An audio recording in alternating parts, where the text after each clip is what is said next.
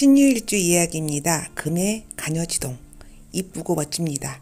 지저분한 매력이 아니고요. 깔끔한 이쁨. 그런 매력입니다. 가을 기운이고 설이이고 차가우면서 냉정한 속살지기적인 어떤 그런 매력이죠. 온화하고 유들유들하고 낙천적이고 또 적극적이고 사교적이고 막 이렇게 활발한 사람은 최소한 아닌 거죠. 이렇게 말하면 엄청 겉보기에 냉철하고 괴팍하고 쌀쌀맞고 그런 사람으로 인식될 수가 있겠지만 실제로 이 사람들을 만나보면요. 오히려 부드럽고 예의 바르고 사뭇 사교적으로 보이기까지 합니다. 사람이 좀 반듯하고 좋아 보여요. 심지어 어떤 사람은요. 과도하게 막 서글서글하고 막 이렇게 보이기도 합니다. 그 사람의 사주를 열어보고 깜짝 놀라는 거죠. 금의 가녀주동인데 왜 이러지? 금의 가녀주동 같지가 않으니까. 그런데 가까이 가보면 알 수가 있죠. 언행 자체에서 느껴지는 고고함, 자존심 그런 게 있죠.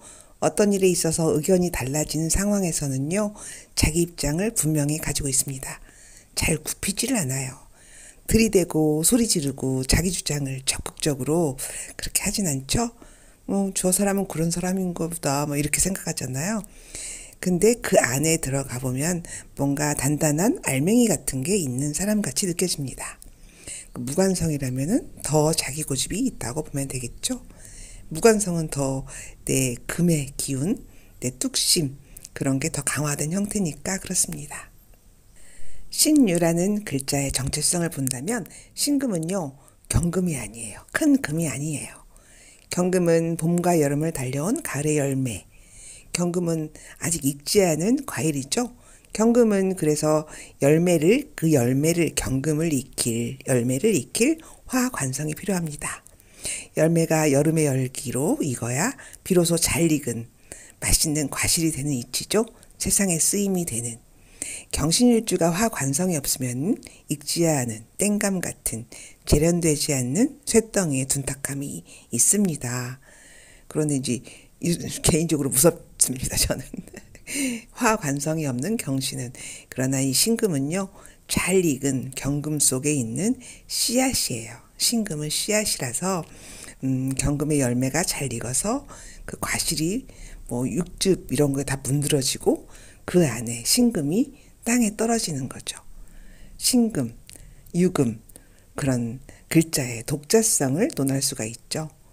그런 씨앗이 신금입니다. 유금입니다. 그리고 그 씨앗은 다시 봄에 싹이 나서 자라서 다시 열매를 맺습니다. 그 씨앗이 땅속에서 잘 보온도 되고 습도도 잘 조절되어진다면 다시 새 봄에 희망이 되겠죠. 새싹으로.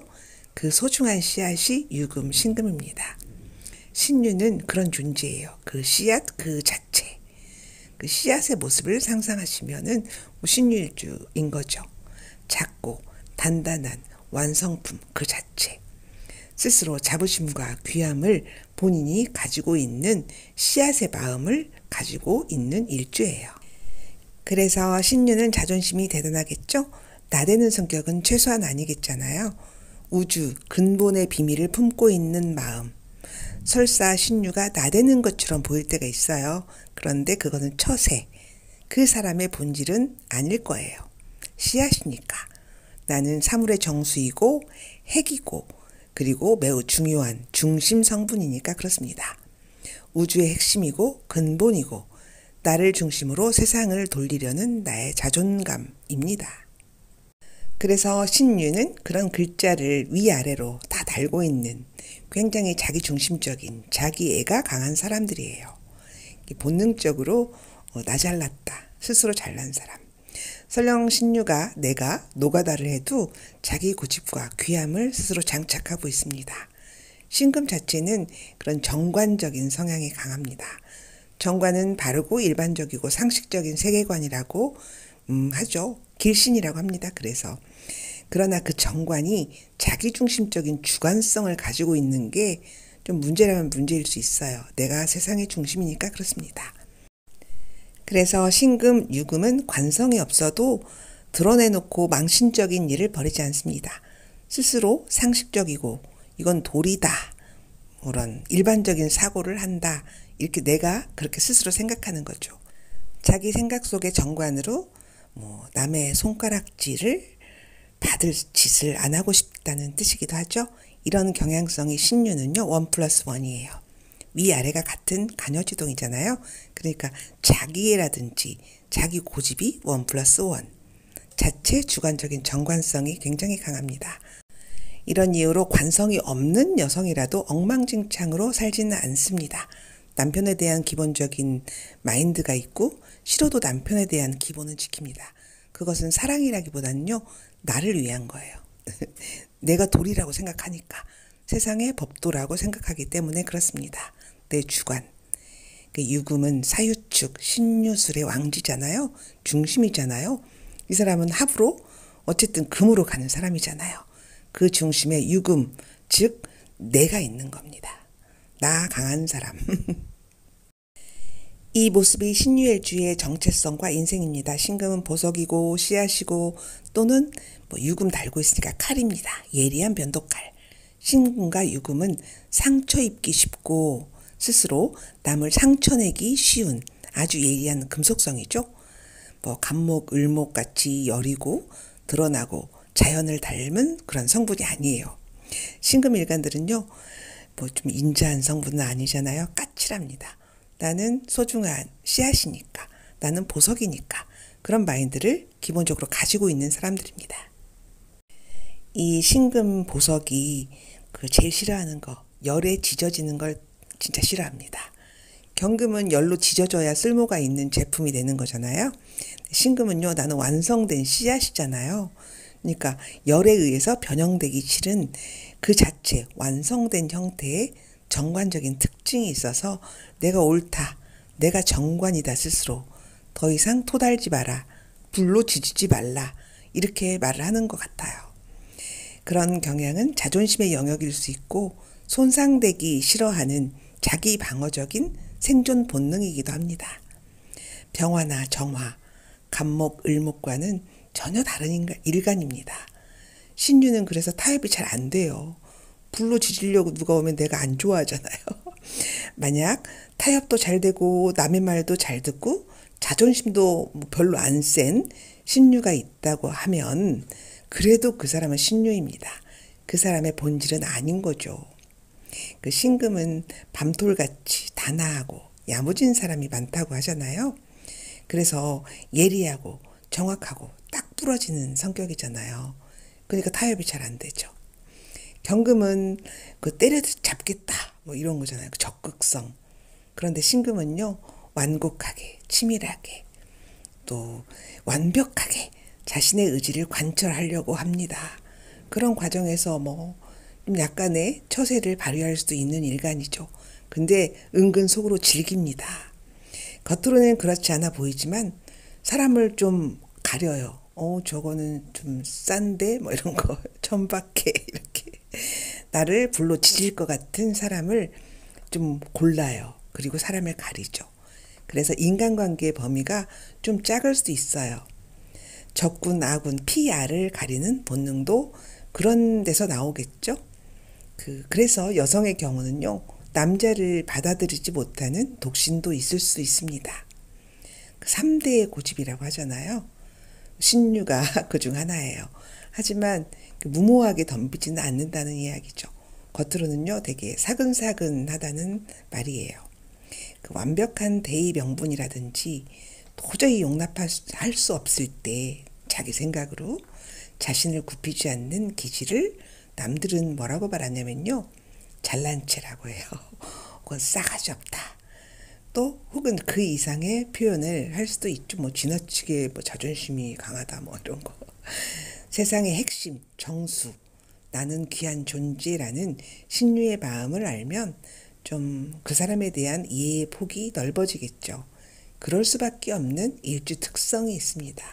아주 특징적인 그런 개성이라고 할 수도 있죠.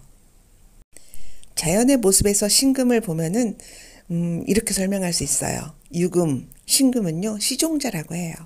씨앗 속에는 사실 그 씨앗은 굉장히 작지만 그 안에 앞으로 뭐 싹이 나와서 어떻게 열매 맺고 어떻게 자라고 그런 그 앞으로 발현될 유전자의 지도가 있잖아요. 그 식물이 나와서 생태계를 조성하고 먹이사슬과 생태계의 피라미드를 형성할 세상의 근거가 되는 그런 작은 씨앗이잖아요. 무시할 수가 없죠. 근데 그런 시종자로서의 귀함과 자연계의 근거가 되는 존재이니까 나는 그런 사람이니까 신유는 이미 알고 있는 거죠. 귀하고 소중하고 세상의 중심이고 그런 근거로서의 자기가 대접받아야 마땅하다고 생각하는 것 같습니다. 그런데 만약에 세상이 나를 알아주지 않는다고 하면은 나는 고집을 부릴 수가 있습니다. 사주에 관이 있건 없건 그 자체로 자기중심적이고 잘난 그런 마음이 있어요. 유금이 왕지이고 금속의 날카로운 면도칼 같은 정관성이잖아요. 타협이 없는 거죠. 세상이 나 잘난 걸 알아주면 나는 사교적이고 뭐 성격도 원만하고 이렇게 평가를 받겠지만 나를 알아주지 않는다. 내 의지, 내 뭐랄까 주관이 안 통한다. 그러면 남들은 나를 고집쟁이라고 뭐 자존심이 너무 세 막 이렇게 할 거잖아요. 그렇게 부를 거잖아요. 평가를 할 거예요. 내 주관으로 똥꼬집을 부린다면 타협이 잘 안 되는 사람이라고.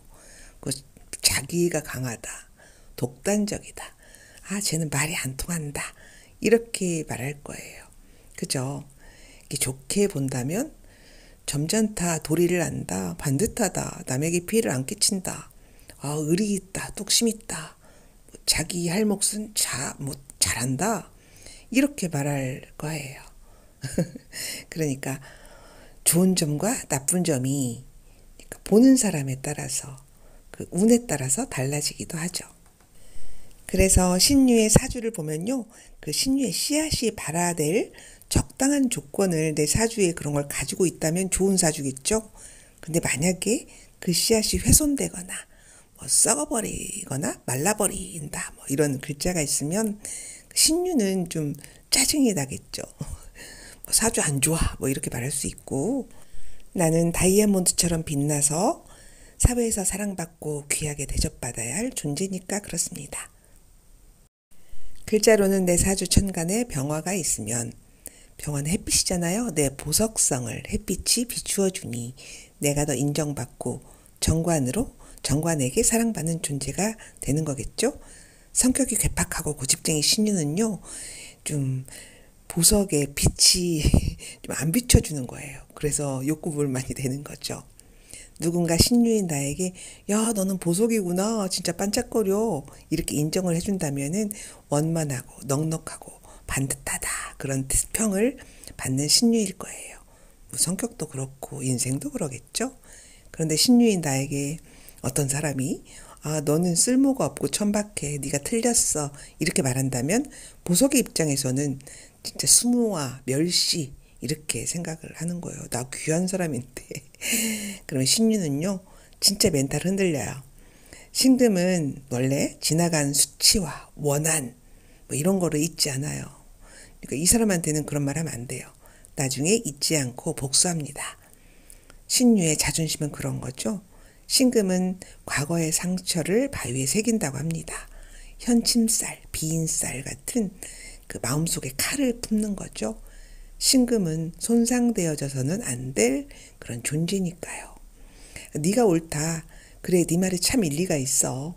뭐 이렇게 일단 말해줘야 돼요. 일단 인정하고 읍소를 하면 되는 거죠. 일단 보석이라고 말해줘야 한다. 또 신유의 외모에 대해서 말해볼게요. 뭐 섹시하거나 흐드러진 식상적인 아름다움이 아닙니다.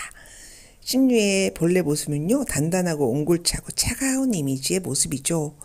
나는 보석 같은 사람이니까 그 외모에도 자존감, 자신감, 뭐 자만심 같은 것도 보입니다. 나는 나야 라는 그런 느낌? 뭐 으스대거나 드러내지 않는 강단 같은 게 느껴져요. 그 모습도 깔끔하고 귀티나고 단아한 신금이 있는가 하면 열에 녹아서 신금의 보석이 변형된 사람도 있을 거예요. 햇빛에 보석이 반짝거리면 더 아름답습니다. 신금일지도 여러 가지죠. 각각의 자기 장점이 있습니다. 사화는 햇빛이니까 십성으로는 정관입니다. 그 햇빛이 신금을 비춰줘야 되는 거잖아요. 신사일주가 그런 사람이에요. 정관을 가지고 있는 반짝이는 일주이다. 또 신사적이라고 하는 이유가 내가 정관적인 사람이라는 뜻이죠. 신의 일주는 도세 주옥이라고 합니다. 물로 깨끗이 씻어서 정갈한 일주입니다. 신금이 물로 깨끗이 이렇게 자기 몸을 씻어주고 햇빛이 쫙 비추면은 얼마나 더 반짝거리겠습니까? 그러면 이제 정관적인 진짜 아름다운 사람이 되는 거죠.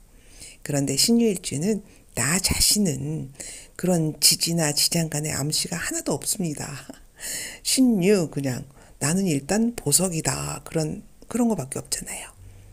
뭐 신금 속에 유금 속에 뭐 화도 없고 토도 없고 목도 없습니다. 그 유금의 지장간에는 경신 그런 금밖에 없어요. 그 왕지의 특성이잖아요. 타협하지 않겠다예요. 내 중심으로 모여라. 그냥 내가 보석이다. 신유인단은 정관적인 꼿꼿한 씨앗의 고고함 이런 것만 가지고 있는 정도만 암시되어 있죠. 신유라는 간지 안에는. 그래서 주변의 글자에 따라서 예쁘기도 하고 시금털털하게 생긴 그런 좀 넙대대한 사람도 있을 수가 있습니다. 신유라고 해서 다 희고 고고하고 밤톨같이 이쁜 건 아니듯 배우자와의 인연줄도 주변 글자에 의해서 달라집니다. 금이 너무 많으면 혼자 사는 신유 팔자가 생길 수 있고 토가 많으면 햇빛을 비춘 들 땅속에 있는 보석이 그 햇빛의 혜택을 받을 수가 없습니다. 신금이 가장 행복할 수 있는 조건은 이거예요. 토가 너무 많아가지고 보석이 안 보이면 안 되잖아요.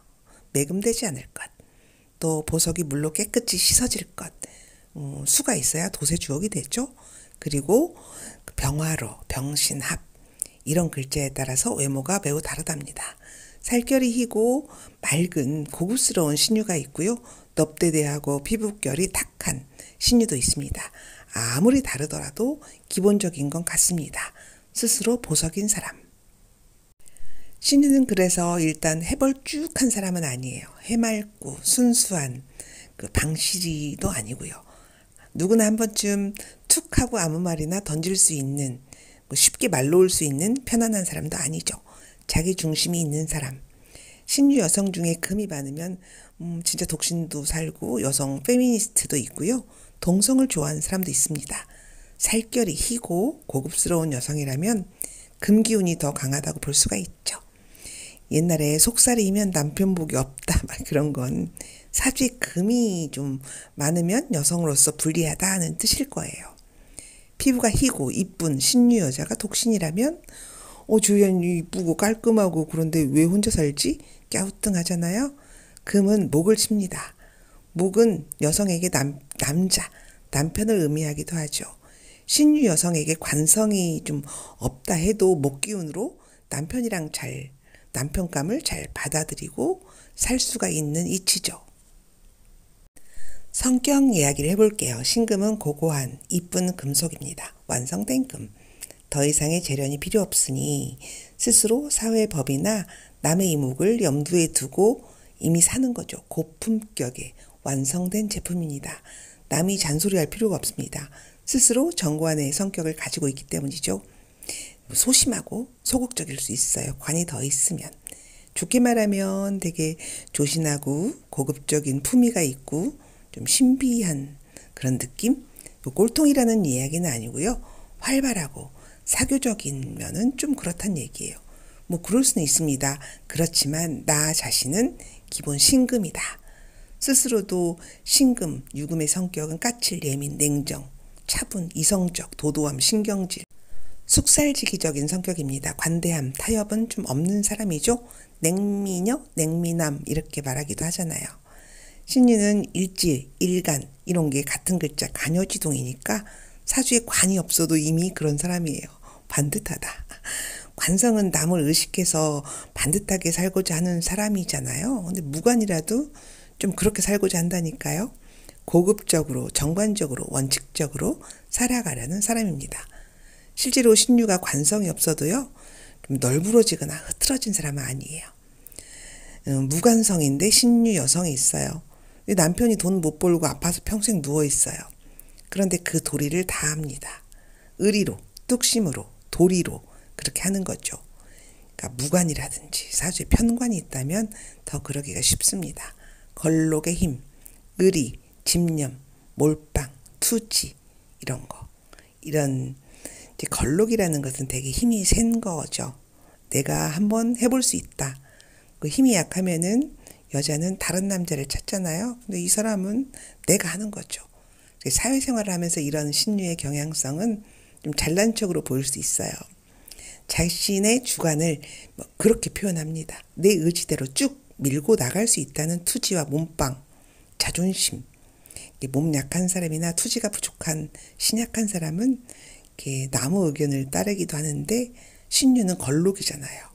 이런 에너지를 막 신유가 마구마구 사용하는 게 아니고 이제 적절하게 경금이 아니니까 신유가 무관이고 무인성이라도 엄청 완곡하고 고상하게 말을 하기도 해요.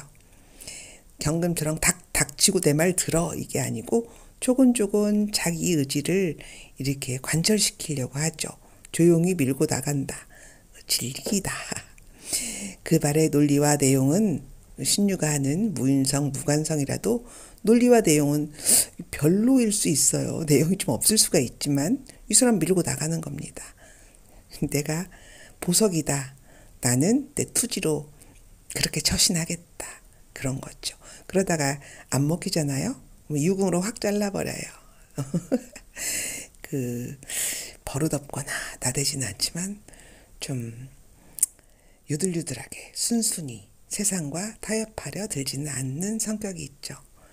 성격적으로 마음 약하고 흔들리고 부안해동하고 인정에 약하고 그런 사람이 아니고 내면이 단단한 사람이겠죠. 뻣뻣함, 꼬장꼬장, 원칙적, 은근함, 그런 강압, 얌전한 겉모습과 그 내면은 다를 수가 있습니다. 경금은 드러내고 위압적이지만 신금은 작은 금이니까 좀 그렇게 표현을 해요. 단아하고 반듯하고 깔끔하고 친절하고 유연하고 사교적으로. 근데 가을 성분이라니까요. 설이, 면도날, 다이아몬드, 시종자. 나 핵심이야. 내 원칙으로 세상을 바라보려고 합니다. 그럼에도 불구하고 신유는 되게 매력 있어요. 홍염과 도화가 있다고 하죠. 홍염은 되게 분홍색일 것 같잖아요. 아름다운 꽃 같잖아요. 그 홍염은 도화하고 좀 비슷하죠. 신유의 홍염은요, 차가운 홍염이에요. 송중기 배우 그 이미지를 연상하면 되죠. 차갑지만 아름다운 홍염. 인간적이고 따뜻한 성분은 아니에요. 목화적인 좀 식상적인 언행을 하는 사람은 아니죠. 오히려 식상적인 행동을 치는 관성의 입장이죠. 아름다운 서리가 나무에 매달려 있는 꽃이다. 백설 같은 그런 홍염과 도화입니다. 싼 티가 안 나겠죠, 일단. 신유 간여지동의 애정운에 대해서, 그 특징에 대해서 말해볼게요. 간여지동의 특징은요, 배우자 운이 없다고 해요. 근데 배우자 운이라고 하는 거가 남편 구실, 아내 구실이잖아요. 신유의 지장간에는 재성이라든지 관성, 부인, 남편에 대한 암시가 없어요. 그 뜻은 남자는 여자 보는 눈이 없고 여자는 남자 보는 눈이 없다는 뜻이죠. 그 여자라면은 나를 먹여 살려주고 나를 사랑해주고 나를 내 안전을 어떻게 좀 잘 해줄 수 있는 나를 의탁할 남자를 찾는 게 현명할지도 모르잖아요.